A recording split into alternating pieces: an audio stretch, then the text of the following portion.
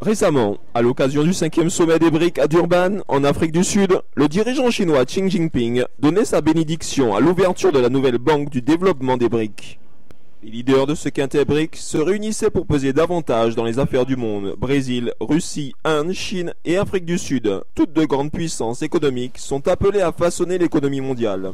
Quel type de rôle jouera les BRICS dans l'économie mondiale et quelle est l'importance de la nouvelle banque dans les enjeux mondiaux?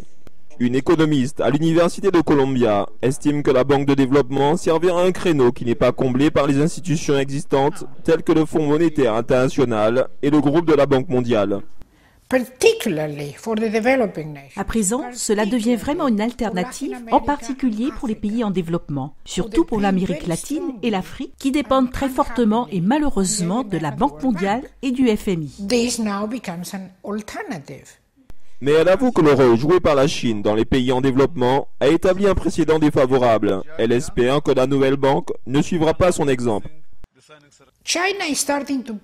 La Chine est en train de jouer un rôle de puissance coloniale en Afrique et en Amérique latine. 70% des exportations de l'Amérique latine sont des matières premières. Et en 2012, plus de 90% des exportations de l'Afrique ont été également des matières premières. Et entendons-nous, le partenaire commercial le plus important, le plus grand importateur des ressources naturelles de l'Amérique latine est naturellement la Chine.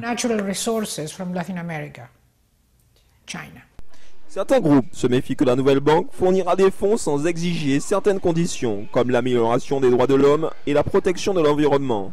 Un chercheur à l'Institut de développement à l'étranger affirme que les prêts sans clause restrictive ne sont pas nécessairement une mauvaise chose, tant que l'argent est utilisé de manière responsable.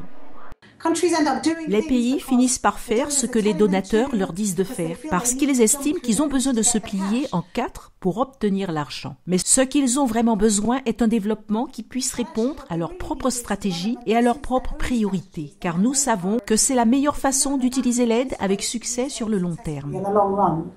La Banque mondiale a indiqué dans un communiqué qu'elle est plutôt favorable à la nouvelle banque et a hâte de travailler avec elle pour réduire la pauvreté et accroître la prospérité dans le monde en développement. Le FMI a été moins enthousiaste en déclarant qu'il surveillerait le développement de la nouvelle banque des BRICS avec intérêt. Nouvelle NTD, New York, États-Unis.